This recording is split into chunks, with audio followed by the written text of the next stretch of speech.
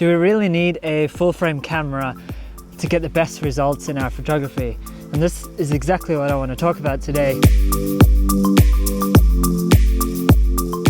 What I want to do is compare the Nikon D850, which is a full frame camera with a 46 megapixel sensor, and up against the new Fuji X-T3, which is a crop sensor camera with 26 megapixels. So there is quite a huge gap between them. What I want to test is how capable the two cameras are and which one can result in better images. So one benefit of the full frame camera is the fact that you can retain quite a lot more detail in higher ISOs, but I think crop sensors have come to a point now where they're almost catching up really closely to a full frame camera now, and I think they're fully capable of getting the job done. People often say that having a full frame camera will give you more depth in your images, but that's not exactly true.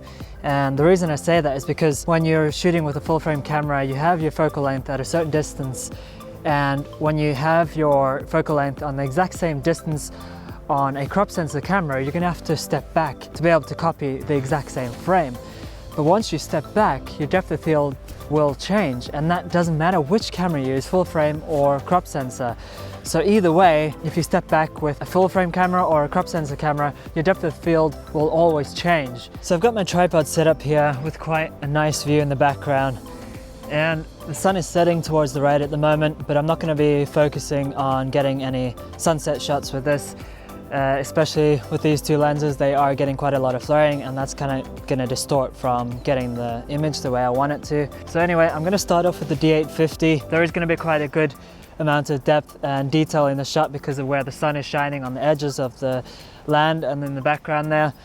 So I'm going to start at f4, go up to f13 with both of the cameras. I am exposing a little bit more for the sky, which means that the foreground will be dark. But I think this will be a great way to bring up the shadows and see the difference in quality and see which camera holds up a little bit better in those kind of situations. So let me put these to the test, and we can see if the full frame is the better option or if the X-T3 is actually capable of holding up with these images. And then we can go back to the computer and we can compare them side to side.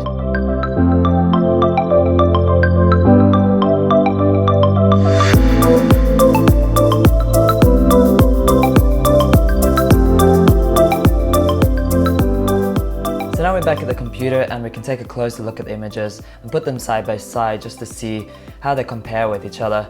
But there's one thing I noticed I did after taking a look at some of the photos, that I didn't actually need to go through doing different aperture levels, because in most cases this is to compare lenses, and with the Fuji using a kit lens and I'm using a 24-70 G2 lens by Tamron on the Nikon, it isn't really fair to compare it that way.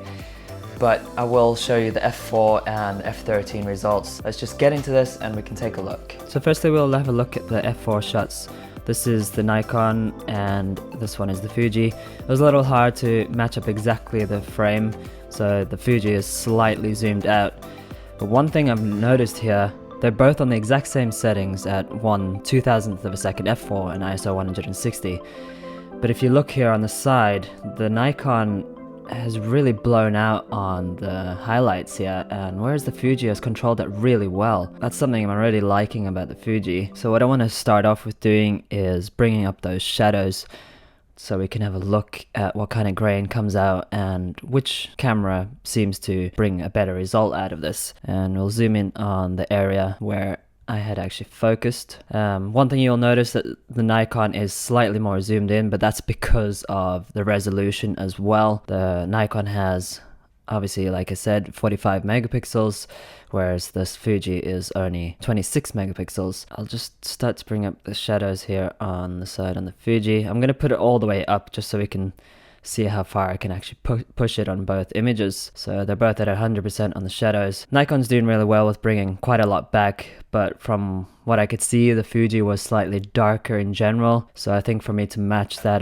up a little bit, I'm gonna have to put up the exposure just slightly on the Fuji just to bring it to around the same level. But either way, they're looking pretty good. The Fuji has noticeable grain, so does the Nikon, but the Fuji just has a little bit more obvious dots. They're both really small in the dotted areas, which is actually really nice. It's really fine grain, and there's no strange colors to either of the images, which is a really good thing because that can make it a lot easier for editing. One thing I noticed, I put this into Capture One, and straight away on the Fuji files there was 50% on the noise reduction, so I've taken that away. Now they're pretty much exactly identical when it comes to sharpness, but from what I'm seeing here, the Fuji actually looks slightly sharper, but the only difference is that the Nikon has a little bit more sharpness throughout the frame, but I think that's to do with the lens difference. The Nikon is using a much higher quality lens here, but in general they both look really nice, really clean.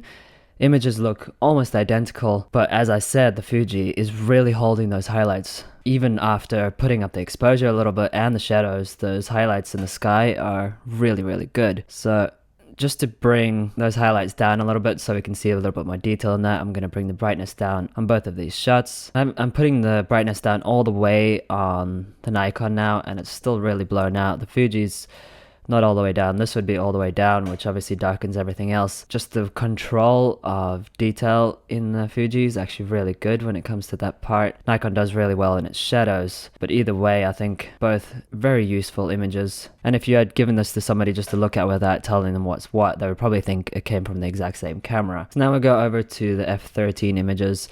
These were shot at 1/200th of a second, also ISO 160, and obviously f13. The exact same results here with the highlights. The Nikon has really blown out those highlights, whereas the Fuji is completely controlled, which is adding a lot of nice coloring in certain areas. You can still see the detail in this crane here, whereas on the Nikon it's a lot more washed out, which even I'm quite surprised by. We'll bump up the shadows again on both of these. I'm just going to go about halfway. So again, the Nikon is looking sharper all the way through the frame. I still believe that's something to do with the lenses. The Fuji is using a kit lens, but otherwise they're both resulting in almost identical images. Really nice.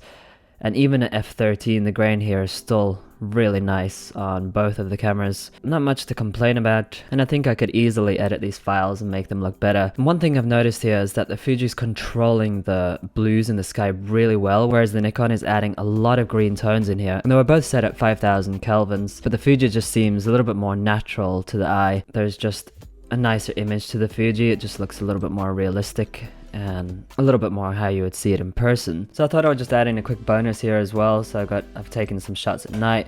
This is the Nikon and this is the Fuji. Both look pretty much identical. Slight difference in the framing because of the lenses. The Nikon is on the left and the Fuji's on the right here. So they both got quite a good amount of detail here. Obviously again the Nikon can zoom in a little bit more, but really they're very close, and even for a kit lens on the Fuji I think it's doing really well. You can actually see the text on this monument here in both of the cameras. Obviously with the Fuji being a little bit lower resolution, you can't see it as well, but you can kind of make it out. In that it's really good, and I think with a better lens on the Fuji things would show up a lot more. So then I thought I would go to ISO 10,000 just to see how well they control grain.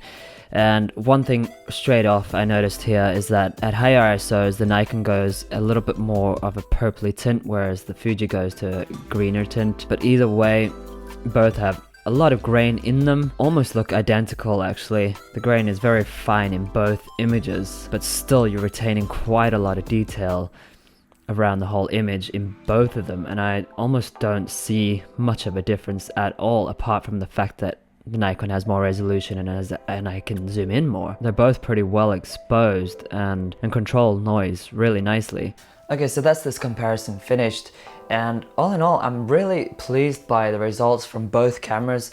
They handle the files really well, and I'm actually really surprised by how well the Fuji actually holds up, especially in the detail and the highlights. I wasn't expecting that, but based on these images that we saw, I can clearly say that a crop sensor camera can give you amazing images, and you don't really need to have a full frame camera to get the best results.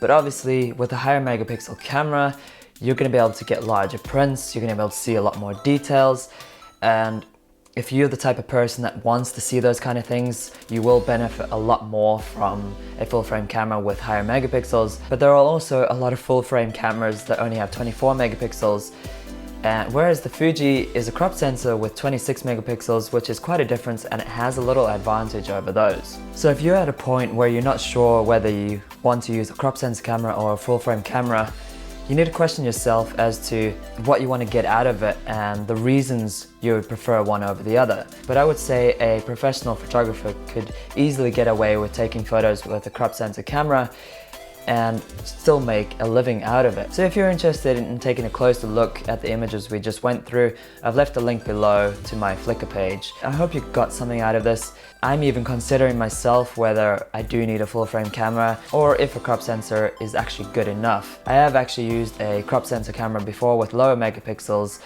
and have made A3 prints out of it with amazing quality. So realistically, either camera will get the shot, and it's up to you to make the art. So if you would like to see some more content from my channel, make sure to subscribe, hit that thumbs up button, and I'll see you in the next video.